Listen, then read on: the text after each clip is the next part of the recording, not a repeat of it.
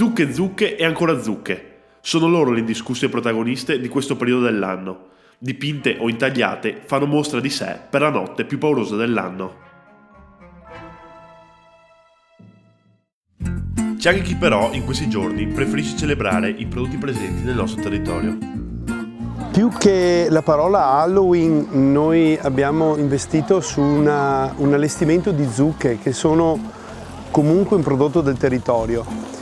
È vero che tantissima gente poi associa ad Halloween questo, però non è nella nostra intenzione, no?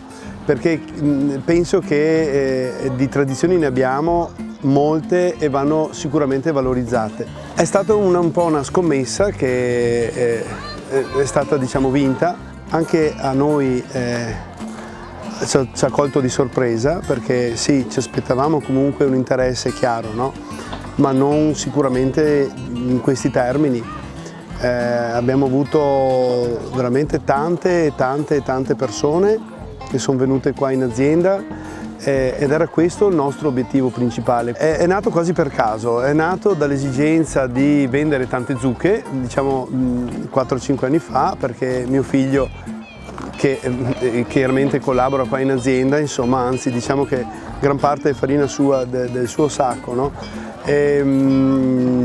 Aveva appunto la necessità di vendere tante zucche e abbiamo detto, beh, facciamo una bella mostra grande di zucche, no?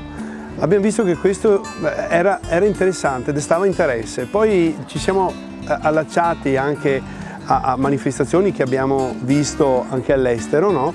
E allora creando dei giochi con la paglia, con dei manichini, posti che oggi si dicono instagrammabili, no? Quindi che attirano anche persone che vogliono farsi le foto in questi luoghi, e un po' alla volta siamo cresciuti. L'anno scorso abbiamo contato, anche a causa del Covid, veramente 1/10 delle persone che sono venute quest'anno. Negli ultimi giorni qua soffriamo anche di una penuria di zucche, perché non ci aspettavamo, come ho ripetuto anche prima, un afflusso così, e ne sono già andate via tantissime, le abbiamo quasi finite infatti, e le stiamo centellinando proprio per riuscire ad arrivare addirittura al 31, cosa che non avremmo mai immaginato, no?